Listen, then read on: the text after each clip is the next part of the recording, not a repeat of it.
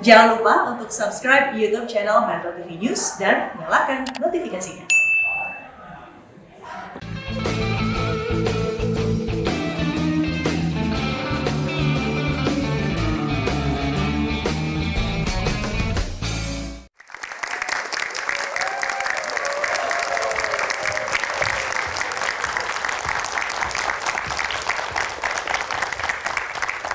Ya, terima kasih. Nah, hari ini saya hendak bercerita tentang ibu rumah tangga. Karena sampai detik ini masih banyak ibu rumah tangga yang kalau ditanya apa pekerjaannya, dengan malu-malu mengatakan saya hanya ibu rumah tangga. Jadi kata hanya, seakan-akan pekerjaan sebagai ibu rumah tangga itu adalah pekerjaan yang remeh-temeh. Atau mungkin karena persepsi masyarakat selama ini tentang ibu rumah tangga yang sering dipandang sebelah mata. Tapi kita harus jujur, tidak semua perempuan sanggup menjadi ibu rumah tangga secara penuh. Karena pekerjaan itu juga bukan pekerjaan yang mudah. Tapi hari ini saya mengundang 3 ibu rumah tangga plus. Apa artinya? Jadi mereka sudah menyelesaikan pekerjaan rumah tangga mereka, tetapi mereka masih mencari waktu luang untuk melakukan aktivitas yang positif, yang produktif, untuk membantu masyarakat di sekitarnya. Jadi kegiatannya bermanfaat. Nah, ini adalah cerita yang menarik dari perspektif seorang ibu rumah tangga. Tapi sebelum saya undang tamu kita yang pertama, mari kita simak tayangan berikut ini. Dilempar sendal, digonggong anjing. Jadi tuh orang misalnya kita datengin, iya bu bentar keluar, taunya anjingnya yang dikeluarin. Nah saya digonggong, diubar kayak gitu. Terus ditimpuk sendal, misalnya kata dia gini, awas lu ya ke rumah gue lagi lu ya gitu, Bu Rita gue gak mau lu sama lo gitu misalnya. Kayak gitu. Walaupun kita sebagai ibu rumah tangga sibuk untuk mengurus keluarga, tapi tetap kita bisa memberdayakan diri kita sendiri dan berkarya dan bermanfaat untuk orang lain. Yang awal berat waktu saya 2016 masih sendiri, nggak banyak pihak yang bantu, itu pasti komplain warga. Dari berisiknya mereka, tingkah lakunya mereka, kata-katanya mereka. Ya, itu sedikit cuplikan mengenai tamu kita di episode kali ini. Nah, tamu yang pertama mari kita sambut Ibu Margareta Sofiana.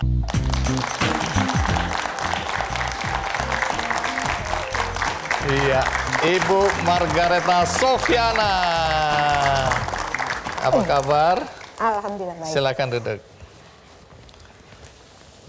Ya, jadi Ibu Margareta Sofiana tapi dipanggil Rita ya? Iya. Sehari-hari? Iya, dipanggil Bu Rita. Oke, Ibu Rita aslinya dari mana? Kalau aslinya itu saya dari Enderote. Oh, Enderote. Iya. Tapi gaya ngomongnya udah Betawi begitu Iya, ya? udah lama. Dari kapan tinggal di Betawi ini? Udah dari kecil. Dari kecil? Oke. Sekarang tinggal di mana? Saya sekarang tinggal di Rawasari. Sudah menikah? Sudah. Punya anak? 3. 3 anaknya. Udah besar-besar? Sudah besar-besar. Umur berapa yang paling kecil? Yang paling kecil 21 tahun, alhamdulillah menjadi seorang polisi. Pak polisi anaknya. Yang paling kecil itu? Iya, paling kecil. Emang ibu umurnya berapa sekarang? Saya sekarang 50 mau 51. Menikah usia berapa? Ya, sekitar 18 tahun kali ya. 18 Masih tahun. muda. Iya ya. Masih anak-anak itu, Bu. Masih muda. Iya. Baik. Nah, kalau pendidikan terakhir apa? SMP. SMP. Iya. Suami pekerjaannya apa? Suami serabutan, kadang kerja, dagang gitu. Oke, kalau ibu? Saya ibu rumah tangga. Ibu rumah tangga aja? Iya. Nggak ada kerjaan formal gitu? Oh, nggak ada. Baik. Nah, tapi saya dengar di antara pekerjaan sebagai ibu rumah tangga, Bu Rita ini kan punya kegiatan ini. Kegiatan apa aja itu? Saya kebetulan menjadi kader kesehatan di wilayah. Oke, untuk kesehatan apa ini? Semua, jadi saya tuh kebetulan kader palliatif cancer, kader TBC, kader jiwa, kader IFATES, dan kader HIV Wish, agak berat ini ya. Iya. Karena berisiko ya. Kalau kita Berisiko bicara semua. TBC kan orang langsung kaget gitu Iya. ya. Paling enggak ini kan menular ya. Iya. HIV AIDS misalnya ini juga ya. Iya. Ya, dan ini paliatif lah ya, juga cancer ya. Baik, nanti ceritakan karena tidak semua ibu rumah tangga berani melakukan pekerjaan sosial seperti itu ya. Pilih-pilih yang enak-enak aja, yang wangi-wangi. Tapi ini bukan persoalan kecil ini ya, menolong orang-orang di bidang kesehatan apalagi berisiko tertular. Iya. Nah, tapi sebelum kita lanjutkan, ada baiknya kita simak dulu tayangan berikut ini.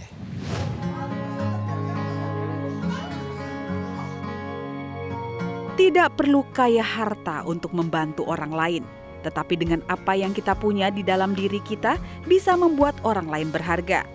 Sebuah kutipan dari sosok perempuan bernama Margareta Sofiana. Perempuan yang akrab disapa Rita ini merupakan ibu rumah tangga. Namun, Margareta Sofian bukan ibu rumah tangga biasa.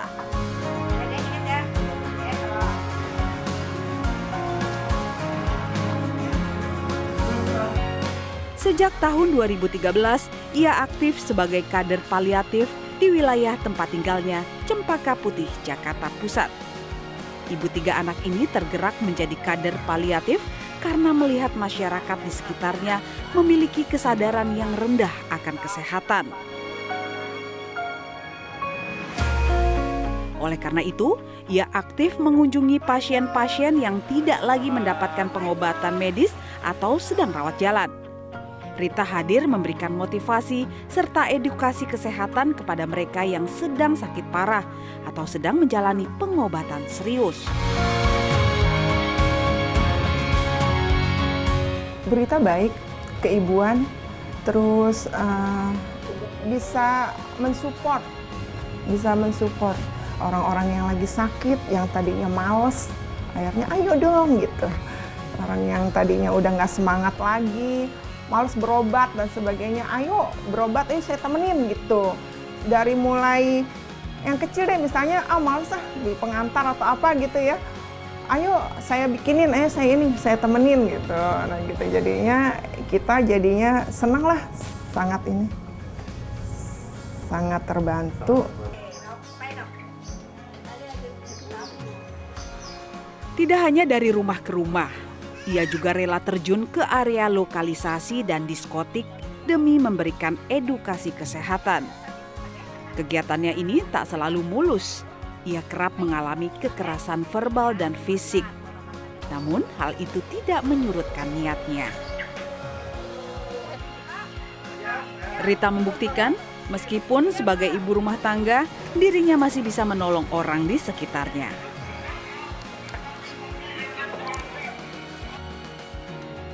Kalau kita melakukan sesuatu, itu kan hal yang sesuatu yang berguna ya, bermanfaat. Kita ini bisa menjadi manusia yang lebih baik, ya kan? Nah, dengan cara apa? Ya udah, baik itu bukan hanya untuk diri sendiri. Jangan lihat fisiknya, jangan lihat kita keadaannya. Saya sih bukan orang kaya, tapi saya punya prinsip gitu. Kalau kita mau memberi, tidak perlu kaya, tidak perlu punya jabatan, tidak perlu banyak duit. Memberi bisa dengan apa? Senyuman, bantuan. Bantuannya apa? Ya udah kita punyanya apa? Tenaga. Ya udah tenaga. Dia seneng, apalagi saya. Intinya kayak gitu aja. Jadi yang lempeng-lempeng aja dah hidup mah ya.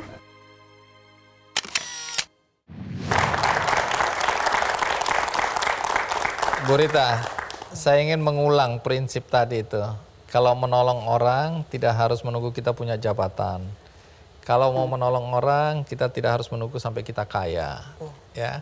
Dari mana dorongan untuk mulai melakukan kegiatan-kegiatan yang tadi? Ya. Awal mulanya itu gini, dari pengalaman pribadi ya.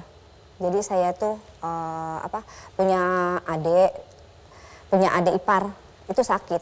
Bertahun-tahun kok nggak sembuh-sembuh. Awalnya tuh saya melihat dari situ kok nggak sembuh-sembuh, terus nggak ada yang bergerak, nggak ada yang mau bawa ke rumah sakit cuma gitu-gitu aja sampai dia punya tulang belakang tuh bolong, sampai udah keluar macam-macam lah ya, gitu, Iya. kotoran Luka gitu ya, luka gitu busuk ya. lah. akhirnya saya niat ini harus diobatin. Jadi awalnya dari situ, jadi kayak panggilan hati gitu loh istilahnya. Pokoknya harus sehat, harus sembuh, bagaimana caranya. Akhirnya saya bawa ke rumah sakit ya, kalau salah satu rumah sakit di Jakarta.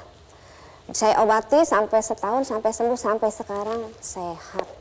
Awalnya sih dari situ ya. Jadi baru merasakan kalau kita mau menolong orang dan orang itu bisa sembuh, ada kebahagiaan Oh yang iya, dirasakan. iya. Kebahagiaan itu kan ya yang seperti saya bilang, nggak perlu bahagia itu banyak uang, nggak perlu itu bahagia itu punya. Istilahnya ada yang macam menolong orang dengan sampai orang itu sembuh pun itu udah, aduh, suatu yang Bahagia gimana ya buat sekali saya. ya. Iya. Terus kemudian jadi terus menerus gitu loh. Iya, jadi gini, awal kalau dari situ terus ada lagi. Jadi nggak satu itu. Terus ada lagi misalnya ini salah satu contoh kayak ada anak malam. Ya, maaf. Anak malam itu yang pekerjaan Anak di putih, dunia malam. Iya, anak-anak malam gitu. Nah awalnya tuh dia hamil, ya kan? Hamil, nggak ada bapaknya kan? Nah terus dia bilang, minta tolong tuh sama Bu Rita gitu. Kayaknya dia bisa deh dampingin kamu nih gitu kan. Ya udah, akhirnya minta tolong sama saya. Jadi Dampingin untuk melahirkan. melahirkan. Oke, karena nggak punya bapak ini ya. Nggak ada bapaknya. Terus kakak KTP-nya itu kan daerah ya. Dia kan namanya pendatang kan, anak malam itu kan pendatang. Nah terus udah gitu ya udah, saya bawa ke rumah sakit melahirkan sampai anaknya itu nggak bisa diambil karena kan kembar. Anak kembar nggak bisa diambil kenapa? Yang satunya ada penyakit katanya di rumah sakit Jakarta terbesar ya. Satu dibawa pulang, satu enggak. Nah yang satu ini harus bayar 15 juta. Terus? Nah Nggak ada duit? nggak ada uang. Nah terus akhirnya saya ini bukannya saya menolong tuh hanya untuk apa ya, untuk biar dilihat orang tuh hebat atau apa, enggak.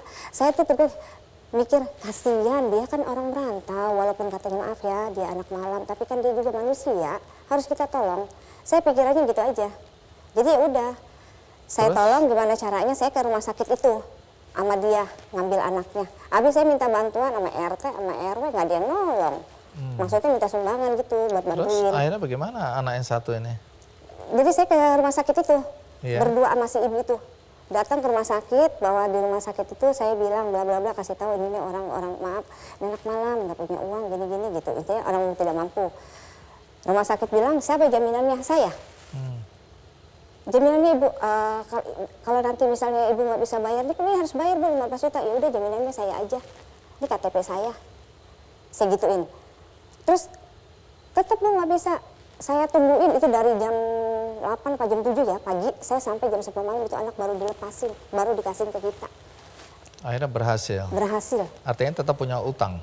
Punya utang. Dan jaminannya Bu Rita? Saya. Nah terus, Bu ini katanya sih kalau rumah sakit itu suka boleh dicicil katanya nih. Terus saya bilang, bisa nggak lu nyicil? Saya masih, gimana Bu? Nah saya nggak bisa dipercaya lah orang itu. Udah deh jaminannya saya aja deh. Tapi Ibu nanti nggak boleh nolong orang lagi ya, kalau kayak begini ya gitu. Intinya kayak gitu, iya gitu. Sampai sejauh itu ya, jadi bantuannya bukan cuma nganterin, tapi bahkan menjamin ya. Ini kan ada biaya, tidak sanggup, dan Bu Rita mau menjamin. Itu kan terlalu jauh sebenarnya kalau dilihat-lihat ya. Kalau dipikir-pikir lah, kok mau-maunya gitu loh. Nah, di satu sisi kan Bu Rita tadi bilang bahwa pendidikannya cuma, maaf ya, cuma sampai SMP. Iya. Tapi kemudian kok bisa punya keahlian untuk merawat pasien-pasien TBC, kanker ya, dan penyakit-penyakit lainnya? Itu saya dipilih menjadi kader. Jadi gini, di DKI itu ada pelatihan khusus kader paliatif kanker. Nah saya diajak. Tadinya saya kan cuma kader biasa ya, kader posyandu biasa 2007. Terus 2013 diajak tuh sama Mak Ayu, Tak mau nggak jadi kader paliatif? Mau Mak, ngapain Mak gitu kan. Pelatihan, nanti lu dapat ilmu gini-gini. Oke Mak, Rita mau Mak. Akhirnya Rita ikut, saya ikut nih. Nah jadi ilmu dari pelatihan itu ternyata saya dalam hati, ya Allah saya makasih banget nih. Bermanfaat. Terus saya bilang, itu Masya Allah, saya bilang ilmunya itu banyak, udah gitu diajarin praktek juga. Jadi nggak sekali dikasih pelatihannya, berulang-ulang setahun tuh waktu itu nggak salah 2 kali atau 3 kali gitu. Jadi intinya walaupun lulusan sekolah formal SMP, Tapi pengetahuan Ibu tentang penyakit itu Insya Allah. banyak sekali ya, Insya karena ada Allah. banyak sekali pelatihan ya yang Iya. pernah diikuti ya. Iya. Maaf ya Bu, ini kan TBC ya. Iya. Ketakutan orang itu kalau TBC kan menular tadi. Iya. Nah, saya dengar-dengar Bu Rita bahkan harus menampung dahak dari seluruh keluarga ya. Iya. Untuk diperiksa Iya. secara berkala ke puskesmas. Iya.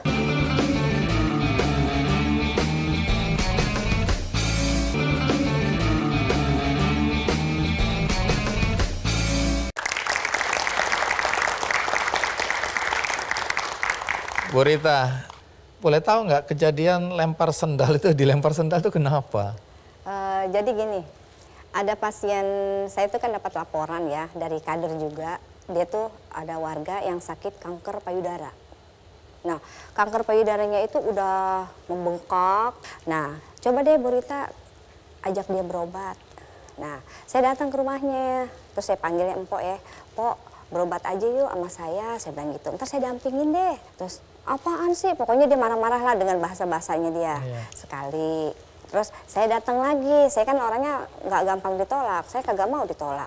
Nah terus akhirnya saya datang lagi, sampai ketiga kali dia kesel, lihat saya lewat, padahal saya lewat itu mau beli nasi uduk, bukan mau ke dia.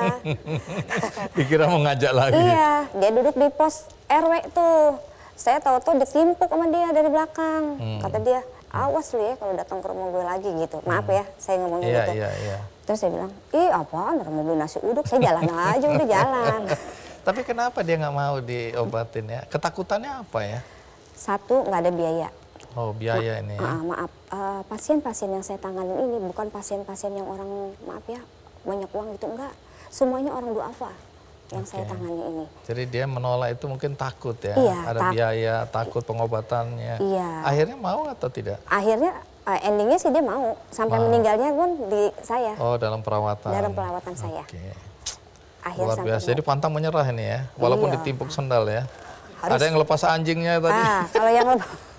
Kalau yang lepas anjing itu jadi gini, saya tuh kan kader TBC itu, jadi kita dapat data nih dari puskesmas. Bu Rita, ini datang nih pasien atas nama ini nih, di alamatnya di sini. Ya dok, saya aja yang datang gitu.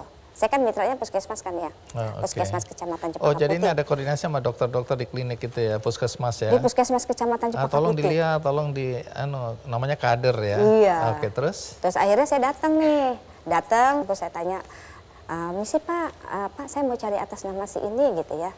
Iya rumahnya di sini katanya gitu. Terus udah gitu, bentar ya, iya. Sebentarnya dia, saya pikir saya mau disuruh nunggu tuh, dipanggil Supaya gitu orangnya, masuk. yang si pasiennya, nggak taunya apa.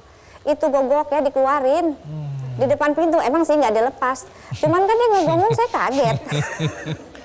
Saya langsung saya nongkrong, aduh, tolong sebelum itu. Tapi ibu masih mau balik? Balik lah, balik Mau lagi. nolong orang itu? Iya harus, karena kalau maaf TBC itu kan menularnya cepat ya, melalui udara. Ya, jadi saya harus memberikan penyuluhan dan edukasi kepada keluarga pasien, dan saya harus screening juga kepada keluarga dan tetangga, kiri kanan depan belakang harus saya screening. Maaf ya Bu, ini kan TBC ya. Iya. Ketakutan orang itu kalau TBC kan menular tadi. Iya. Nah, saya dengar-dengar Bu Rita bahkan harus menampung dahak dari seluruh keluarga ya. Iya. Untuk diperiksa Iya. secara berkala ke puskesmas. Iya, itu. Dan itu Bu Rita lakukan? Iya saya lakukan. Walaupun tadinya udah digonggong anjing. Iya. Jadi nggak ada persoalan ya, diusir, digonggong, dicibir, itu Bu Rita tetap mau melakukan itu ya? Harus. Nah ini kan nggak masuk akal kami semua ini, kadang-kadang ya banyak orang bilang kok mau-maunya gitu loh, apa manfaatnya yang didapat gitu loh. Tenaga hilang iya, waktu hilang iya, mungkin uang juga mungkin ada yang keluar ya untuk macam-macam kegiatan, dan ada risiko tertular. Kok masih mau? Lalu apa yang Bu Rita dapatkan dari semua ini? Kalau Dibayar nggak ini? enggak lah, siapa yang Loh, mau apalagi bayar? nggak dibayar. Saya baru satu tantangan di gonggong anjing, saya udah nggak balik itu. Ini masih balik, masih mau ambil risiko tertular. Jadi kalau pertanyaannya sederhananya, lalu apa yang membuat Bu Rita mau melakukan itu semua? Ya. Kalau saya berpikir gini, maaf, saya ibaratnya kalau kata di sekolahin sama pemerintah ya, ini kan pelatihan itu kan nggak gratis, pemerintah bayar, ya kan? Bayar narasumbernya, bayar pengajarnya. Nah, saya diberikan pelatihan, dikasih ilmu, terus disuruh praktek juga, istilahnya gitu kan. Nggak ada, jarang orang yang dikasih kesempatan seperti itu. Saya sudah diberikan kesempatan. Nah, kenapa saya nggak, udah ilmunya dapat gitu ya, terus saya diem aja, nggak mungkin kan? Saya harus keluarkan lagi ilmu saya. Nah, ilmu saya itu yaitu membantu orang itu. Saya bilang nggak perlu kalau kitanya gini, semua orang semua punya rasa simpati, tapi belum tentu memiliki rasa empati. Setuju. Iya kan? Apa dengan melakukan itu Bu Rita bahagia? Bahagia banget. Tapi omong-omong ini setelah semua urusan rumah tangga diselesaikan? Selesai dong. Suami nggak telantar ini? Alhamdulillah enggak. Suami mendukung atau marah-marah nih? Mendukung banget, Masya Allah. Ini ada sedikit cerita lagi nih. Iya. Saya waktu itu lagi makan sahur nih. Lagi makan sahur satu keluarga. Nah, saya kan kalau lagi ada pertemuan rutin PKK ataupun RT, RW, itu saya bilang, hubungi saya kalau ada yang sakit, nomor saya 24 jam. 24 jam? Iya. Okay. Nomor HP saya 24 jam, silakan hubungi saya. Nah, dari situ RT, RW itu mungkin ada lagi ngomong keluarganya. Nah, ini ada warga laki-laki ya. Dia itu datang ke rumah saya dalam keadaan ini megang plastik, pakai sedotan, itu air teh ceritanya, minum. Tapi ini darah nih. Nih, kesini nih darah. Astaga. Bulan puasa saya lagi makan sahur, dia gedor-gedor. Bu Rita tolongin, darah saya keluar-keluar nggak berhenti-berhenti gitu kan. Nah, saya ngintip, ya Allah saya bilang. Nah, saya kan nggak enak sama suami sama anak ya lagi makan sahur. Bapak, anak-anak masuk ke kamar gitu. Kenapa? Ada pasien berdarah-darah gitu kan. Akhirnya masuk ke kamar. Begitu masuk ke kamar, saya lihat ada apa Om?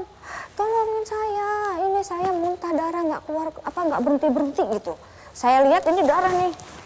Sekarang gini Om tunggu di rumah, nanti kita ke rumah sakit. Akhirnya saya berhenti tuh, Pak maaf ya Pak ya, tolongin Mama ya, anterin yuk gitu. Ke suami nih? Iya sama suami. Terus? Iya suami saya. Reaksi suami? Mau, kata suami saya. Terpaksa atau ikhlas ini? Ikhlas lah. Oh. Kalau nggak ikhlas naik motornya ngeong. Ngebut ya. Tapi alhamdulillah mau. Akhirnya mau. Jadi persoalannya nggak sesederhana itu kalau nolong orang ya? Iya. Tapi suami mendukung ya? Alhamdulillah mendukung. Suami ada di sini tadi? Ada. Coba yang merasa suaminya boleh berdiri. Iya, kita berikan tepuk tangan. Oke, jadi ini suami yang baik lah ya? Baik Ya, banget. terima kasih. Anak-anak? Anak-anak juga ada mendukung. Saya dengar bahwa waktu itu anak-anak bilang ini ada uang tambahan, kasih aja pasiennya gitu ya? Iya, jadi saya tuh, saya kan istilahnya maaf ya, kerja gini kan saya berbuat sosial ini, nggak ada yang, nggak gaji kagak ada, istilahnya gitu kan, nggak dapat uang gaji, terus kita mengeluarkan uang sendiri. Nah uangnya dari mana? Dari anak-anak sama suami.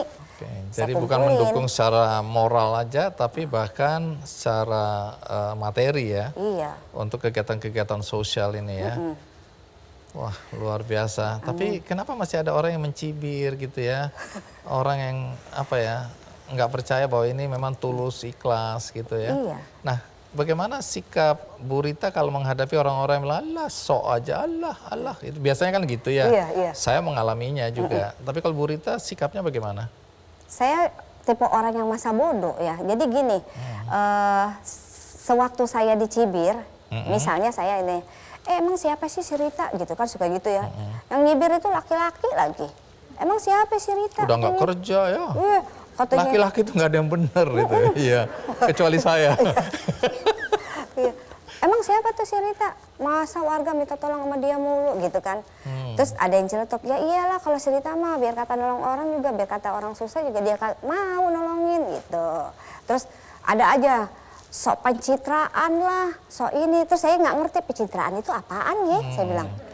Wong ikut pilkada juga kagak ya.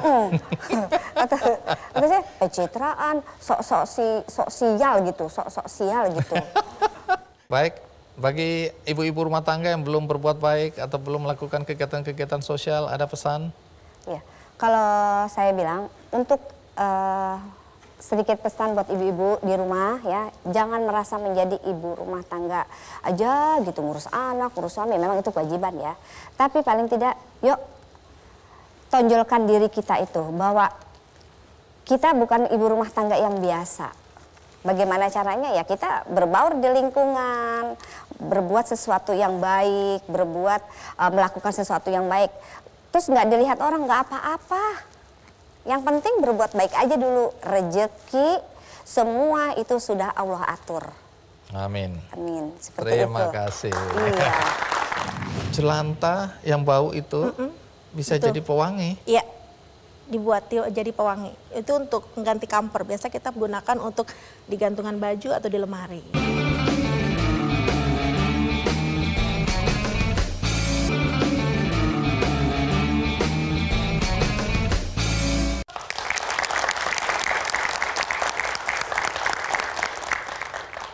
Tamu kita berikutnya juga seorang ibu rumah tangga yang luar biasa. Di tengah kesibukannya mengurus rumah, maka dia mengambil kesempatan di waktu luang untuk melakukan hal yang positif. Yaitu bagaimana dia mengubah limbah menjadi produk-produk yang dapat digunakan dan secara komersial juga bisa menghasilkan. Tapi ilmunya ini tidak diambil sendiri, tidak dijalankan sendiri, tapi dia berbagi dengan orang-orang yang lain. Apa yang dia lakukan? Mari kita sambut Ibu Cevi Setianingrum.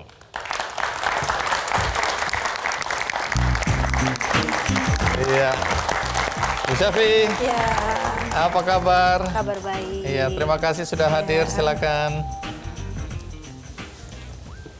Baik, saya dengar Ibu Cevi juga ibu rumah tangga, Ya, betul. tidak punya pekerjaan formal. Tidak. Oke, Sudah berhenti. sudah berhenti. Iya. Tapi aktif dalam pemberdayaan ya, terutama pemberdayaan ekonomi dengan mengolah limbah bekas. Ya. Apa itu? Limbah olahan jelantah. Limbah olahan jelantah. Jelantah. Terutama Iya. jelantah Iya. ya. Tapi sebelum itu katanya juga mengolah apa limbah-limbah lain, plastik, Iya, sendok dan sendok lain-lain dari ya. restoran. Iya. Kita Terus buat dijadikan lampion. apa? Lampu tidur. Lampu tidur. Iya. Oh, yang di pinggir Yang di tempat pinggir, tidur. iya. Saya kira lampu Dan- tidur tuh geletak gitu. Sama wadah-wadah tempat-tempat pensil. Jadi materialnya dari sendok dengan air mineral botol ya. Botolnya ya. Iya. Oke, terus kemudian diolah jadi Diolah banyak menjadi, sekali. iya, Jadi lampu-lampu. pot, jadi macam-macam Iya, begitu ya. betul. Nah, tapi itu dulu ya. Iya. Sekarang lebih aktif mengolah Olahan minyak limbah jelantah. minyak jelantah. Minyak jelantah itu minyak goreng bekas itu Betul. ya. Yang biasa ibu-ibu gunakan yang kadang-kadang kalau habis sedikit tuh langsung dibuangnya di wastafel, Iya. nggak Oh, ditampung. dan kadang-kadang di sink gitu dibuang di situ dan Iya. itu kalau membeku menghambat Ya, alur membuat air ya, mampet, pembuangan arus air. mampet itu ya. Betul, iya. Oke, jadi banyak mudaratnya ini kalau dibuang sembarangan ya. Tapi di tangan Bu Cevi dan kemudian sekarang berbagi ilmu kepada banyak perempuan yang lain, itu justru jadi bahan baku yang berguna ya. Betul. Berguna Kita untuk apa aja itu? Kita manfaatkan untuk sabun, Heeh. sabun cuci, Iya. sabun cuci bata. Kita juga buat untuk lilin, Oke. lalu untuk pewangi, pengharum. Hah? Sabun cair juga bisa. Jelantah yang bau itu bisa Betul. jadi pewangi. Iya, dibuat jadi pewangi. Itu untuk mengganti kamper. Biasa kita gunakan untuk di gantungan baju atau di lemari. Oke, agak susah buat saya membayangkan Membayangkan ya. Fisiknya aja udah nggak menarik ya, pasti udah, apalagi di Indonesia ini minyak goreng itu dipakai bisa 10 kali. Bu. Padahal satu kali aja udah nggak sehat kalau dipakai kedua. Betul. Tapi bayangin nih gorengan-gorengan di pinggir jalan saya lihat, wish, hitam kelam. Tapi Katanya semakin hitam yang hitam enak. semakin enak. Betul. Iya, iya, antara mikirin kesehatan sama mikirin mulut itu memang kadang-kadang kalah itu kesehatan. Nah, mikirin bentuknya aja atau fisiknya, warnanya aja saya udah Bingung ya? udah ngeri ya. Apalagi maaf ya, baunya itu apalagi kalau buat Campuran. digoreng ikan misalnya. Iya. Tapi itu di tangan Ibu bisa jadi pengharum. Ya. Nah, nanti cerita bagaimana ya dan Baik. bagaimana memulai kegiatan seperti ini sebagai ibu rumah tangga. Tapi sebelum itu kita simak dulu tayangan berikut ini.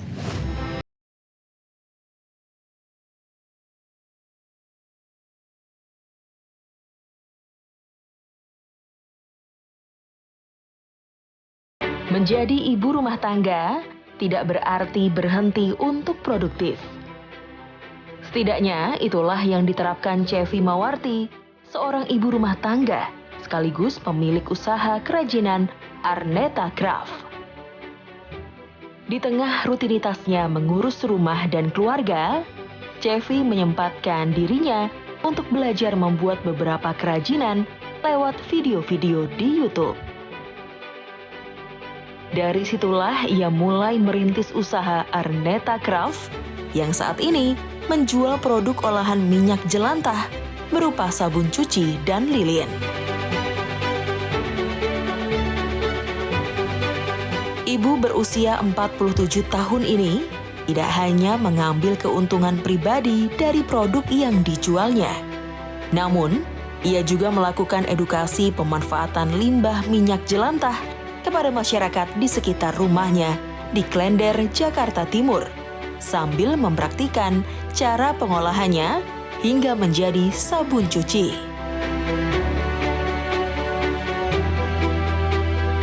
Di samping itu, pelatihan yang diberikan Cevi menginspirasi masyarakat, terutama ibu-ibu untuk ikut membuat kerajinan dan menjualnya. Saya selalu mengikuti tuh perkembangan ilmunya Bu Cevi. Kebetulan di tahun 2019 Bu Cevi menawarkan pelatihan untuk membuat sabun dari minyak jelantah gitu kan. Saya terpikir wah tertarik juga nih, minyak jelantah kan itu sumbernya dekat dengan lingkungan kita, ada di rumah kita gitu. Kayaknya kok bagus banget bisa dimanfaatin minyak jelantah jadi sabun. Akhirnya saya tertarik untuk ikut belajar membuat sabun dari minyak jelantah. Ternyata hasilnya pembuatannya pun mudah gitu ya. Akhirnya saya praktekkan, saya juga ikut coba-coba terus ilmu-ilmu yang Bu Cevi dapat. Ya saya ikut perkembangannya terus tuh Bu Cevi. Saya juga ada yang hasilnya sudah ada yang saya jual gitu. Kegiatan pelatihan kerajinan oleh Cevi tidak terbatas di lingkungan tempat ia tinggal saja. Saat ini Cevi pun rutin mengunjungi Loka Bina Karya untuk memberikan pelatihan kepada penyandang disabilitas. Apa yang dilakukan Cevi tidak semata-mata untuk mengisi waktu luang belaka. Ia ingin menjadi seseorang yang memberikan manfaat bagi orang-orang di sekitarnya. Walaupun kita sebagai ibu rumah tangga sibuk untuk mengurus keluarga, tapi tetap kita bisa memberdayakan diri kita sendiri dan berkarya dan bermanfaat untuk orang lain. Nah, tapi saya ingin tahu Bu Cevi ini awalnya apa yang terpikirkan kok bilang aku mengisi waktuku untuk melakukan kegiatan yang seperti tadi itu? Awalnya sih karena bosen di rumah. Karena saya kira bosan sama suami. Jadi biasa kerja berangkat pagi pulang malam kan. Oh tadinya kerja kantoran? Betul, tadinya Kenapa berhenti? Berhenti karena memang suami juga minta untuk berhenti. Oke, suami ada di sini? Ada. Mana suaminya yang minta berhenti? Oh iya. Itu yang terbaik Pak ya, supaya ngurusin anak-anak. Fokus. Iya, karena Oke, jadi suami... Karena juga mulai sekolah kan, jadi kadang-kadang kita berangkat pagi, anak-anak masih tidur, kita pulang juga mereka sudah mulai tidur, jadi jarang ketemu sebenarnya. Jadi akhirnya diputuskan di rumah, suami yang kerja ngurus anak-anak. Nah dari situ beberapa tahun kok pegel juga ya, nggak ngapa-ngapain, walaupun sebenarnya pekerjaan rumah tangga tuh banyak nggak berhenti malah. Setiap hari tuh ada jemput anak sekolah dan lain-lain. Terus izin sama suami, kalau andaikan nih belajar, boleh nggak? Kebetulan ada tawaran dari teman SMA dulu tuh, belajar quilting, jahit. Nah, akhirnya diajarin sama teman, bikin saja anak-anak. Dan suami juga mengizinkan, boleh silakan, yang penting waktunya bisa terbagi dengan baik. Ya, jadi ketika anak mau pulang sekolah, kamu udah ada di lokasi, ketika pulang sekolah anak-anak sudah ada yang jemput, seperti itu. Akhirnya izin juga, teman juga mengizinkan, kita belajar, saya tanya, boleh nggak saya produksi, saya jual, boleh silakan. Jadinya akhirnya saya mulai online, tapi memperkenalkan ke anak dulu, dipakai ke anak, terus posting, karena waktu itu sudah mulai ada Facebook ya, mulai ada media sosial, jadi kita posting, teman tuh lihat ini apa, oh ini sejadah anak-anak, bagus ya.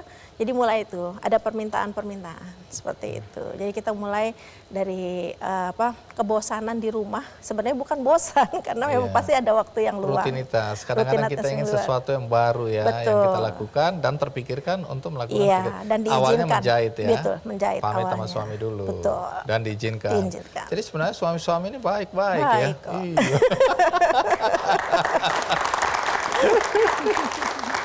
Oke, itu berangkat dari sana. Nah, kemudian belakangan yang terjadi kan ilmu ini, Bu Cevi ini tidak untuk diri sendiri ya, ingin berbagi.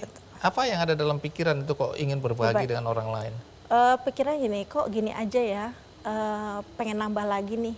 Terus ayahnya selalu ngingetin, jangan lupa kalau berbuat sesuatu itu harus ada yang dikeluarin. Kayak kita sedekah pagi itu kita untuk menolak bala.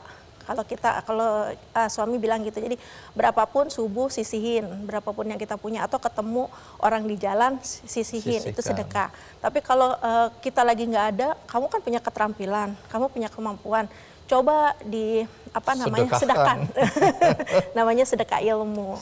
Dan memang juga mungkin dari teman-teman media sosial, bisa nggak Bu belajar, bisa nggak Bu belajar. Akhirnya saya mulai, tadinya memang mengajar orang itu kan tidak mudah ya, karena nggak bisa sembarangan kita asal mengajar aja. Itu butuh bertahun-tahun, berbulan-bulan juga mikirin, kira-kira saya bisa nggak ngajarin orang. Ternyata dicoba sekali kok enak. Jadi keterusan dan kepengen terus ngajar orang. Jadi bersedekah ilmu juga menyenangkan, berbahagia ya. Iya. Malah kalau lagi nggak ada orang yang pengen dikasih sedekah, bingung. Ayo dong. Iya, siapa yang mau aku bagian ilmu? Kalau ada anak yatim, anak siapa, telepon aja, saya pasti datang. Iya, tapi takut Pak. Takutnya saya diminta bayaran. Padahal saya sih nggak selalu minta bayaran. Oke. Nah, kan banyak juga orang yang kalau mau berbagi ilmu takut. Ini jangan-jangan jadi kompetitor, jadi saingan. Nanti katakanlah kegiatanku nanti kalah dan ada nggak pikiran seperti itu? Enggak sih. Kenapa nggak ada ketakutan bahwa ini kemudian orang yang kita ajarin lebih pintar terus kemudian jadi kompetitor dan lain-lain? Di pasar aja yang buka toko berdampingan banyak. Produknya sama. Iya. Dan mereka rezekinya punya masing-masing. Oke, dan jadi nggak usah khawatir. Nggak usah khawatir. Justru ketika kita mengajarkan ke orang lain, murid yang diajarkan bisa jauh lebih baik, itu kita bahagianya luar biasa. Ada kebanggaan, ya? Berarti kita berhasil. Benar, betul. Apa yang sudah kita tularkan bisa menjadi lebih baik lagi. Gurunya nggak jadi apa-apa, nggak apa-apa, tapi muridnya bisa lebih tinggi lagi. Alhamdulillah, dari yang sudah ada yang produknya, jelantahnya saya belum apa-apa, dia udah jadi juara. Dan produknya sudah jadi ikonik di Tangerang Selatan. Wow, produknya apa? Souvenir lilin. Souvenir lilin. Ya, seperti ini. Nanti cerita ya, lebih lanjut. Betul. Tapi saya masih ingin dengerin berbagi ilmu karena apa betul ini? Saya dengar-dengar aja. Bu Cevi juga berbagi ilmu ke narapidana di lembaga pemasyarakatan, lapas. Ya, sebelum pandemi. Oke, apa yang di lapas mana ini? Di lapas Pondok Bambu, wanita. Oh, wanita. Oke. Apa yang diajarkan di sana? Waktu itu bikin boneka dari lintingan koran. Bonekanya itu bentuknya Nona Jakarta, menggunakan baju kebaya, kerudung khas Nona Betawi. Itu nanti bisa jadi semacam apa ya? Kalau kita bilang plakat ya, bisa jadi ya plakat untuk kegiatan tamu-tamu datang seperti itu. Jadi diberikan dalam bentuk boneka dari kertas koran. Seperti itu. Ilmu ini didapat dari mana? Belajar di YouTube. Belajar di YouTube, iya. Sepanjang kita mau belajar, sebenarnya peluangnya itu bisa kita cari di mana aja. Betul, ya. Iya. Oke, tergantung kemauan ini. Iya. Lilin wangi. Kok bisa wangi dari mana? Tunggu. Ini kalau kita bicara jelantah, semua jelantah atau ada jelantah yang nggak bisa? Misalnya kalau saya habis goreng ikan, bisa atau tidak?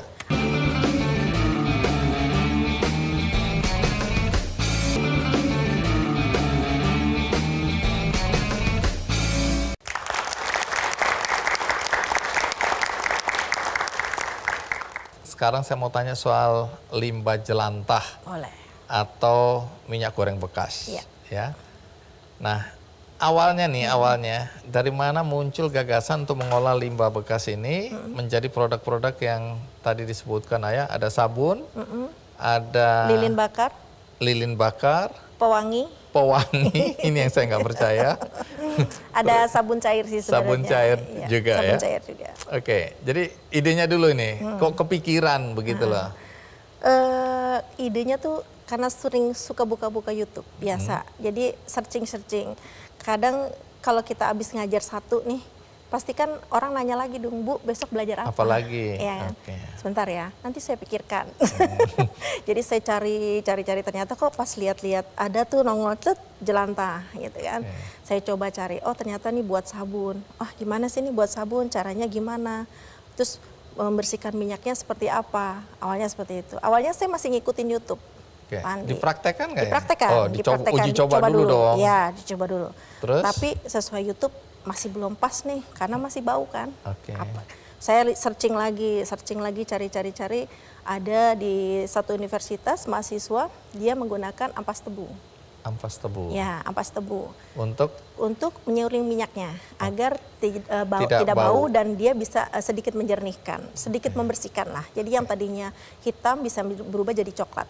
Seperti itu. Terus? Akhirnya kebetulan di lingkungan saya pun alhamdulillahnya kok ya ada yang jual tebu.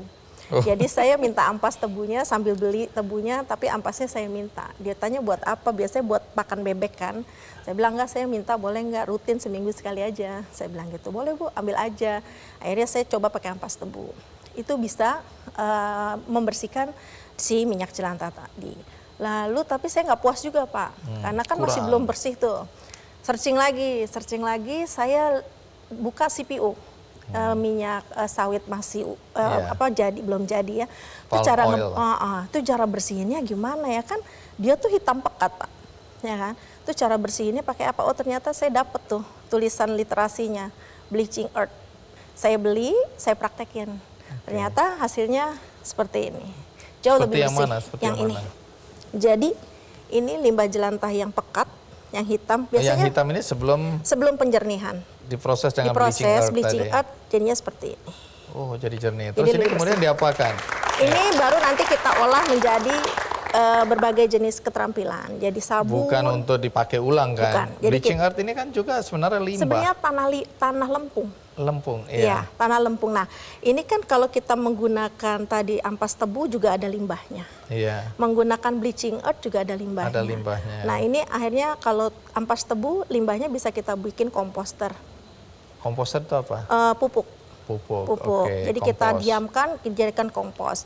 Nah, kalau yang bleaching earth-nya, akhirnya saya buat wadahnya untuk lilin. Limbahnya. Jadi limbah si bleaching earth. Nah, bleaching earth-nya seperti ini. Dia bubuk seperti ini. Nanti setelah kita campurkan dengan minyak, dia warnanya menjadi hitam pekat seperti oli. Terus dipakai untuk? Dipakai untuk membuat pot-pot seperti ini. Wah, cantik. Jadi kita mengolah limbah tanpa ada limbah baru. Jadi no zero limbah. Seperti itu. Kita masuk ke ini dulu, sabun. Sabun, iya. Sabun ini sabun apa? Tadi sabun cair dan sabun cuci. Cuci ini buat cuci apa? Cuci baju. Cuci baju? Iya, cuci baju yang putih, yang kadang-kadang kita kerja kerahnya di sini kotor, bagian lengan, ya kan? Di sini kita kadang-kadang ngelap keringat seperti ini, berbekas, itu bisa hilang. Atau Bang Andi misalkan tinta bocor. Tinta kena gini, boncor di ini biasanya. Bersih, hilang, tanpa harus pakai. Yang benar. Benar. Karena sabun biasa biasanya nggak hilang-hilang. Hilang, ada testimoninya di Instagram saya. Wih, apakah nama Instagramnya? Arneta Craft _ Arneta Craft _ JKT. Iya. Oke, nanti saya intip-intip ya. Jadi apa benar ini? Betul. Nah, yang wangi tadi apa? Yang wangi adalah ini, lilinnya juga wangi. Ini ada scented, lilin wangi. Kok bisa wangi dari mana? Tunggu. Ini kalau kita bicara jelantah, semua jelantah atau ada jelantah yang nggak bisa? Misalnya kalau saya habis goreng ikan, bisa atau tidak? Awalnya saya milih memang, saya nggak mau terima tuh yang bekas minyak ikan atau ayam. Tapi setelah mengenal bleaching earth, baru saya terima semua. Karena kita akan merubahnya jadi bening seperti ini, dan kita olah lagi, hasilnya juga jauh lebih baik. Ketika kita tanpa menggunakan bleaching earth. Pewanginya dari mana itu? Pewanginya unsur wanginya ini? Kita pakai tambahan fragrance oil. Nah, barang-barang ini kemudian diapakan? Dijual? dikomersialkan. Walaupun pada sebenarnya untuk kita mengedukasi adalah pemanfaatnya untuk digunakan sendiri. Oh, oke. Tapi kan tidak menutup kemungkinan untuk kita produce, terus ibu-ibunya juga mendapatkan penghasilan kan, gitu. Makanya ketika saya mengolah, saya maunya si minyak ini bersih, dibuatnya jadi cantik. Ketika orang menerima ataupun orang yang membeli, dia merasa puas dengan hasilnya dan dia tidak akan pernah menyangka bahwa barang-barang ini yang kita buat ini adalah dari olahan lima jelantah. Terima kasih ya Bu Cevi sudah mau berbagi cerita Sama-sama, di Pak Andi. kesempatan kali ini. Anak istimewa kalau saya bilang, Bang. Anak istimewa itu artinya siapa mereka itu? Backgroundnya mereka rata-rata yang paling tua aja itu saya baru tahu dia itu bandar narkoba. Pernah ngebegal juga.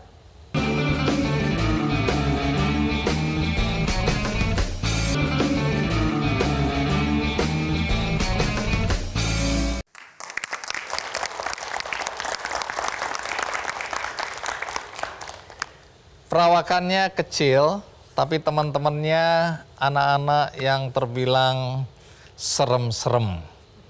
Karena berteman dengan anak yang serem-serem inilah, kemudian banyak tetangga yang protes, yang keberatan, karena di pekarangannya anak-anak itu dianggap terlalu mengganggu lingkungan.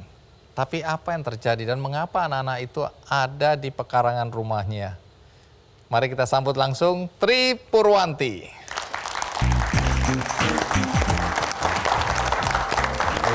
Madam Puri. Iya, Bang. Apa kabar? Alhamdulillah. Terima kasih, silakan duduk. Terima kasih. Jadi betul panggilannya Madam Puri. Madam kebule-bulean banget, Madam. Jadi oh biar iya. ada bule dan Indonesia. Oh iya, Madam. Madam. Madam Puri. Iya. Kenapa siapa yang manggil Anda Madam Puri? Awal sebelum saya ngurusin anak-anak binaan itu, biasa teman dari anak-anak saya tuh suka datang, Bang, ke rumah. Saya senang aja ngumpulin mereka dan saya ngajarin mereka bahasa Inggris. Mereka bikin celetukan lucu. Jangan panggil bude deh katanya. Kalau orang bule biasanya manggil guru itu Madam katanya. Dari situlah akhirnya terus dipanggil Madam Puri. Keren sih. Iya, harus Madam Puri. Madam Puri. Jadi Anda tinggal di mana sebenarnya? Saya tinggal di Bambu Apus, Kecamatan Cipayung, wilayah Taman Mini. Tapi ngomong-ngomong, Madam Puri ini ketua RT? Betul. Wih, Bu RT dong ya? Bang. Wish. Nyambi-nyambi saya. Nyambi-nyambi. Bu RT? Yap. Udah berapa periode Bu RT ini? Sudah jalan 2 dan ini periode terakhir, periode kedua. Wah. Jadi udah 6 tahun, Bang. 6 tahun jadi Bu RT? Iya, Alhamdulillah. Apa betul Anda sekarang orang tua tunggal? Betul, Bang. Single parent? Yap. Dengan berapa anak? Dengan 4 anak, Bang. Jadi ibu tunggal yang harus mengasuh 4 anak? Betul. Ketua RT? Iya. Bergaulnya sama anak-anak, tadi bilang binaan ya? Iya, betul. Anak istimewa kalau saya bilang, Bang. Anak istimewa itu artinya siapa mereka itu? Backgroundnya mereka rata-rata yang paling tua aja itu saya baru tahu dia itu bandar narkoba. Pernah ngebegal juga yang ikut-ikutan geng motor. Nah, yang adik-adikannya ini saya ambil dari Polsek. Karena saat itu di 2016 awal saya jadi RT itu ada tawuran, Bang. Gitu. Jadi kenapa saya bilang istimewa? Sebenarnya mereka anak yang nggak pernah ditengok orang. Gitu loh, tapi nggak dipandang maksudnya? Benar-benar nggak dipandang. Ya karena perilaku mereka, kita nggak menyalahkan penilaian orang. Gitu, karena perilaku mereka yang amburadul, gitu, mereka nggak jauh dari sopan santun, tutur kata dan perilaku. Sudah kebayang ya. Iya. Jadi itu yang tadi saya sebutkan ada di pekarangan rumah Anda tadi. Itu dia, Bang. Ya, Bu RT. Kacau banget itu. Jadi kalau boleh tahu nih, jadi pekerjaan sehari-hari yang menghasilkan uang untuk kehidupan rumah tangga itu apa? OP dari RT, Bang. Jadi dari ketua RT per bulannya. Maaf ya, itu kan kecil banget itu. Kalau dihitung minimal jauh dari cukup, Dang. Tapi kita berusaha mensyukuri saja. Kalau kita mensyukuri, Allah kasih jalan, insya Allah pasti saat Rezeki kita butuh, aja. Allah kasih rizki yang lain. Amin. Gitu. Ya.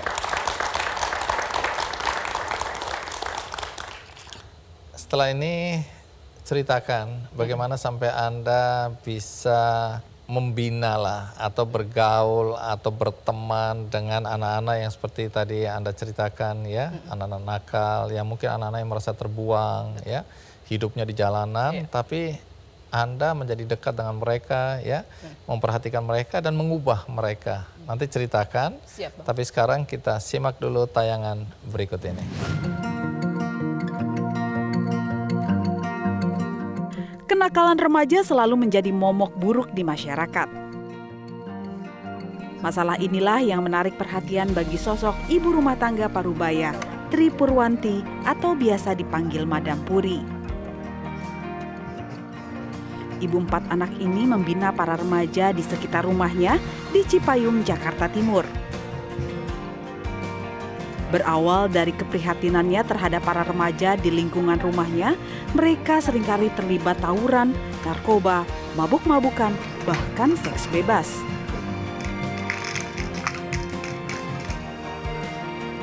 Single parent yang juga ketua RT ini pun memberanikan diri untuk terjun mengatasi masalah ini.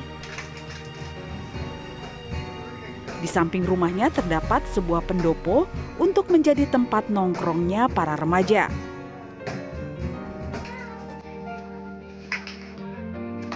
Bukan sembarang nongkrong, Madam Puri mengajarkan mereka kegiatan mengolah limbah plastik, bermain musik, kejar paket, dan lain sebagainya.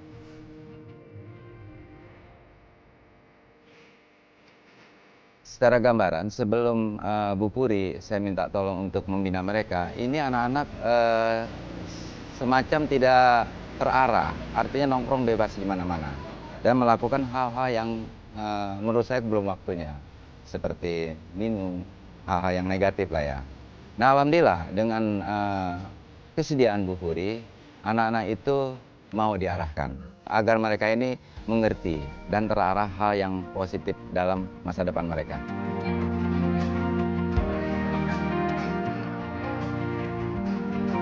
Kegiatan yang sudah berlangsung selama 4 tahun lebih ini sempat diprotes oleh tetangganya. Namun, Madam Puri mampu meyakinkan warga jika para remaja binaannya ini dapat berubah ke arah yang lebih baik. Madam Puri juga aktif sebagai kader kesehatan dengan memberikan bantuan kesehatan bagi warga yang sakit.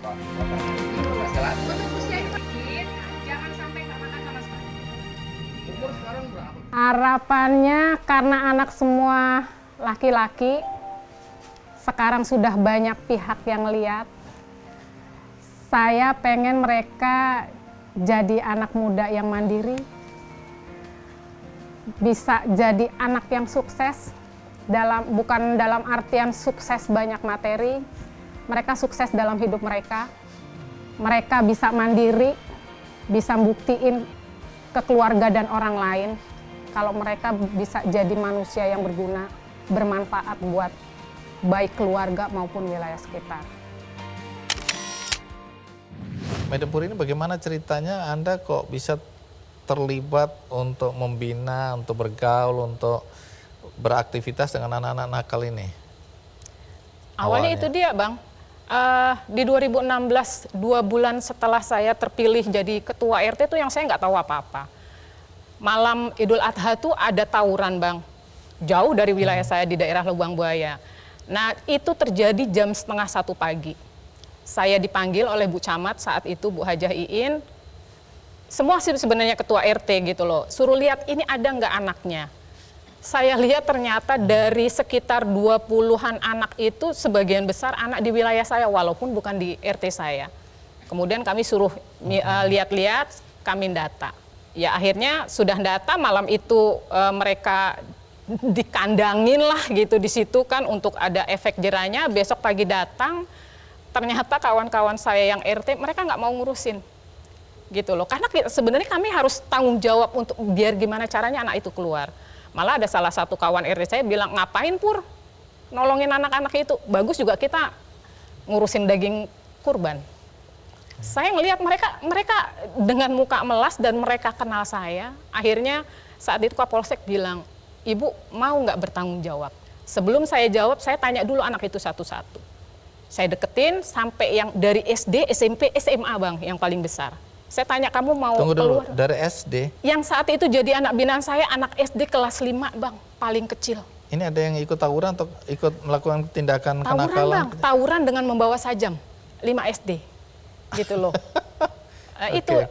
Ya akhirnya susah dipahami, tapi itu memang fakta ya? dan itu fakta dan itu terjadi sampai sekarang sebenarnya Bang. Baik, terus Gitu. Kapolsek bilang, oke, Ibu mau jamin, terus tanyain satu-satu. Iya. Apa yang ditanyakan ke mereka? Saya cuman bilang, kalau mereka manggil saya selain madam, manggil juga emak.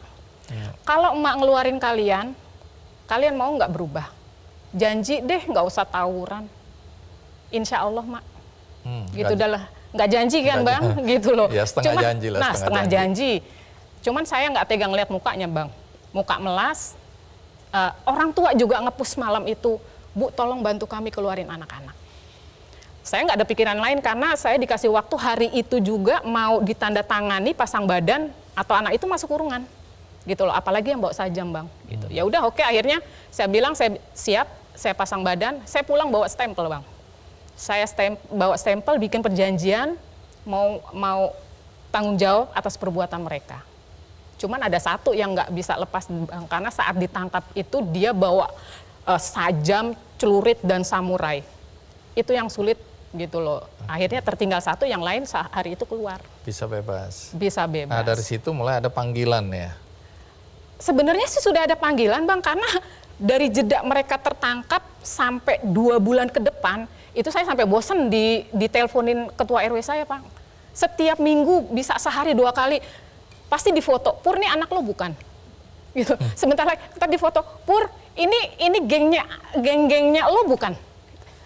Iya pak, kenapa lagi? Nongkrong tuh di sini, nongkrong sini, ayo kemari. Gitu. Sampai akhirnya saya bilang, Pak, kalau emang ada lagi, udah deh dilepasin suruh ke rumah, gitu loh. Mereka nggak mau, tapi akhirnya mungkin kesadaran mereka juga, tiba-tiba mereka datang ke rumah saya, Bang. Dengan udah pakai mereka itu anak-anak ini? Anak-anak yang sudah ketangkap, yang itu ada anak SD 3 orang dan SMP 2 orang. Datang maghrib udah pakai pakaian koko. Pakaian koko? Pakaian koko rapi. Kenapa begitu? Ngapain mereka datang? Entah, tiba-tiba yang saya juga lagi gendong bayi saya, tiba-tiba bilang, Madam boleh numpang ngaji nggak? Numpang ngaji? Numpang ngaji. Saya bilang, Bang kamu nggak salah. Ada musola. Nggak enak, kita nggak pintar. Lah, emak nggak bisa ngajarin. Saya maunya, kita semua maunya sama Madam. Ya kalau mau ngaji, monggo, saya bingung dah, Bang. Ditolak, saya nggak mungkin. Gitu loh. Akhirnya saya kasih masuk, ternyata bukan hanya 5 orang. Mereka telepon, udah dikasih tempat. Datanglah semua. Tapi kalau tujuannya ngaji, itu kan pasti bagus sekali, baik sekali. Itu dia. Tapi awal-awalnya kan tetangga-tetangga keberatan ya, anak-anak itu kumpul di sana ya. Banget, Bang. Apa komentar mereka? Mereka paling kesel kan karena suara bahasa, Bang. Mereka cuma datang, Bu RT tolong dong, suruh pada pelan. Dan mereka nggak tahu waktu, Bang.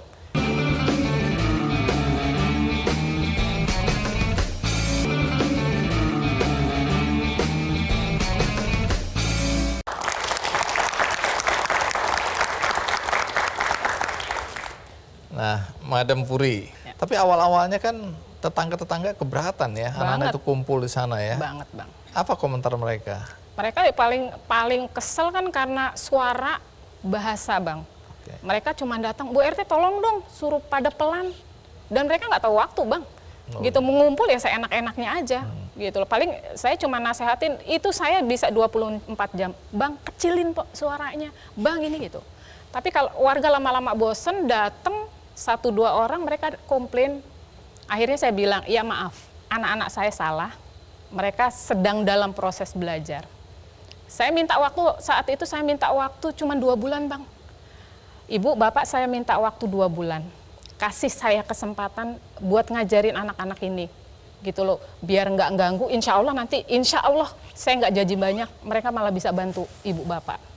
Iya Bu RT, tapi tolong ya jangan berisik. Gitu loh. Itu komplain yang umum dari warga. Terus akhirnya 2 bulan setelah itu ada perubahan? Malah nggak nyampe 2 bulan Bang. Karena setelah komplain dan komplain, anak-anak itu saat itu ada 15 anak. saat itu yang kita bilang season 1 yang bener yang ampuradulnya minta ampun Bang gitu loh, karena memang kasusnya mereka berat gitu. Saya cuman bilang sama mereka, kalian masih mau nggak ngumpul di sini? Ya masih Mak. Kalian sayang nggak sama emak? Banget. Kalau kalian sayang dan masih mau kumpul sini, emak cuman minta please ikutin aturan. Saya diskusi sama mereka, jadi saya nggak ngasih, nggak neken mereka. Emak bikin peraturan A, B, C, D, kalian harus nurut. Tidak. Tapi saya kembalikan ke mereka. Diskusi. Saya kembalikan ke mereka, Bang. Warga komplain berisik, enaknya gimana? Oh, kita atur jadwal aja, Dam. Terus bahasanya bisa nggak diatur? Ngerokoknya, karena kan ngerokoknya udah kayak kereta api, Bang, gitu loh. Saya cuma batasin, sepanjang kalian di base camp, satu anak cuma namanya base camp. Base camp, Bang. Iya. Biar keren dikit, iya. Biar imbang sama keadaan. Iya. Gitu. Terus? Dikerenin. Satu anak hanya bisa 2 kali ngerokok. Itu cuma di hadapan saya, Bang, gitu loh. Walaupun paling tidak ada kesepakatan. Paling tidak ada kesepakatan saat itu. Alhamdulillah dengan peraturan yang mereka buat sendiri, mereka sepakati sendiri. Sebelum 2 bulan? Sebelum 2 bulan. Udah tertib. Alhamdulillah. 2 bulan mereka sudah bisa membantu warga. Gitu. Alhamdulillah. Ya, bantuannya itu berupa apa? Jadi gini, biasanya kalau warga gini, Bu RT, saya ada ini di rumah ada yang rusak, ada bocah nggak yang bisa benerin? Saya tanya tuh ada yang bisa nggak gitu. Mulai dari listrik, dari pompa air, ngangkat barang, sampai nganterin mereka pergi ke suatu tempat. Gitu. Dalam Jadi, bentuk yang seperti itu aja, Bang. Sudah mulai berguna lah ya. Alhamdulillah. Dan mereka sukarela, itu dia mereka jadi akhirnya ngerasain ternyata enak ya. Dianggap sama orang, dihargai orang. Gitu. Rata-rata apa problem mereka ini ya? Mereka sih sebenarnya dari basicnya lagi ke akar permasalahan mereka itu ya di rumah, Bang. Keluarga. Dari keluarga, dari orang tua justru yang ngajarin mereka. Karena kan ada sebagian yang maaf ibunya PSK. Ada yang sampai ini saya bilang abang-abangan karena dia yang paling tua sudah umur 30 tahun.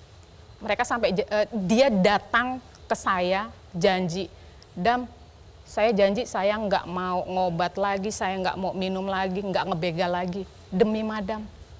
Saya tanya, lo kok demi Madam? Demi Allah lah. Kalau demi Allah berat, Dam, saya sholat enggak, ngaji kagak bisa, saya bilang. Ya udah kalau gitu demi mamamu.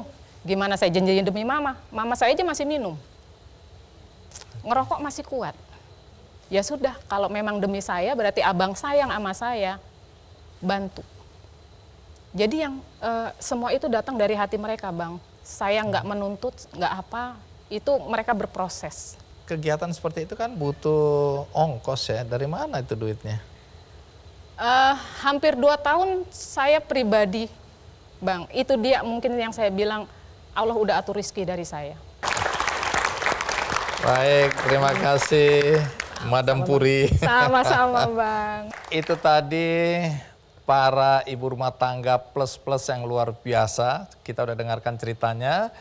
Dan sebelum kita akhiri acara Kick Andy episode kali ini, saya hendak mengabarkan satu cerita kebaikan berkaitan dengan situasi dan kondisi pandemi di mana kita tahu persis bahwa banyak sekali pelaku UMKM yang terdampak, banyak yang tidak bisa bangkit kembali. Nah, dalam konteks itulah benihbaik.com bekerjasama dengan Shipper membantu para pelaku UMKM untuk bangkit. Bangkit dengan cara apa? Nanti akan disampaikan langsung oleh co-founder dari Shipper, Budi Handoko. Silakan. Ya. Terima kasih. Mas Budi untuk hadir di acara Kick Andy, dan saya undang juga co-founder dari benihbaik.com untuk hadir di panggung.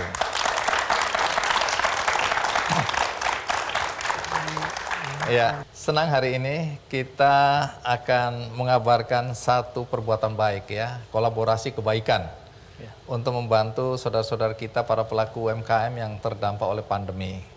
Nah, boleh tahu ini program apa dan donasi ini diperuntukkan untuk kegiatan apa? Oke, baik. Jadi kami melihat bahwa UMKM itu sebenarnya adalah bagian penting untuk ekonomi Indonesia ya. Jadi kalau kita merasa UMKM bisa maju, Indonesia pasti bisa maju. Oleh karena itu kita menyediakan pelatihan literasi keuangan. Karena kenapa? kemarin kalau misalnya banyak UMKM tutup gara-gara COVID, ada kemungkinan besar karena ketidakadanya literasi keuangan untuk bikin laporan keuangan ataupun mencari bantuan misalnya pinjaman ataupun mengatur cash flow keuangan. Jadi dengan adanya pelatihan ini kita harapkan bisa membantu para UMKM untuk bisa lebih maju lagi di dalam bisnis mereka. Dan acara ini kita menyediakan pelatihan secara online 8 sesi untuk 328 UMKM. Dan setelah itu kita akan memilih sekitar 75 UMKM untuk mengadakan coaching klinik. Coaching klinik ya, yang kelanjutannya dan offline. Jadi secara offline 75 UMKM 3 kali, sekali per bulan. Dan setelah itu kita akan memilih 25 UMKM untuk mendapatkan modal kerja. Jadi UMKM paling bagus dari pelatihan itu akan kita berikan modal kerja 5 juta untuk tiap UMKM. Jadi totalnya sekitar 125 juta. Gitu. Oke. Dan donasi itu diberikan oleh shipper. Melalui benihbaik.com ya. Donasi untuk 328 UMKM di seluruh Indonesia dari shipper untuk para pelaku UMKM. Sekali lagi terima kasih Mas Budi ya untuk kebaikannya. Salam buat teman-teman di shipper. Saya ingin juga berbuat kebaikan, yaitu berbagi buku ya. Kepada siapapun yang menonton acara ini, kalau Anda menginginkan buku ini, maka Anda bisa mendapatkannya melalui kuis di Twitter Kick Andy Show, juga ada Instagram Kick Andy Show, dan tentu saja Facebook Kick Andy Show. Di situ nanti Anda bisa mengikuti kuis-kuis yang kami sampaikan. Dan bagi Anda yang tadi menonton acara ini di tengah-tengah, tidak dari awal, jangan khawatir juga karena acara ini ditayang ulangkan di metrotvnews.com. Dan ada cuplikannya di YouTube Kick Andy Show. Dan bagi Anda yang ingin berbuat baik dan tidak tahu kepada siapa Anda ingin berbuat baik dan dengan cara apa, jangan khawatir juga. Karena Anda bisa membantu berbuat baik melalui benihbaik.com, yaitu membantu Ibu Yani Handayani, seorang ibu rumah tangga yang berjuang seorang diri untuk kesembuhan ananda tercintanya Disa Salbia Wahyudi, ya, yang masih berusia 6 tahun, yang saat ini menderita leukemia. Sebagai buruh cuci, tentu penghasilan Ibu Yani tidak mencukupi untuk pengobatan anaknya, jadi tentunya dia membutuhkan dukungan kita semua, termasuk Anda yang menonton acara ini. Semoga hati Anda tergerak, tinggal klik benihbaik.com, cari campaign atau penggalangan dana untuk Ibu Yani di benihbaik.com. Akhirnya, semoga episode kali ini bermanfaat bagi kita semua. Sampai jumpa.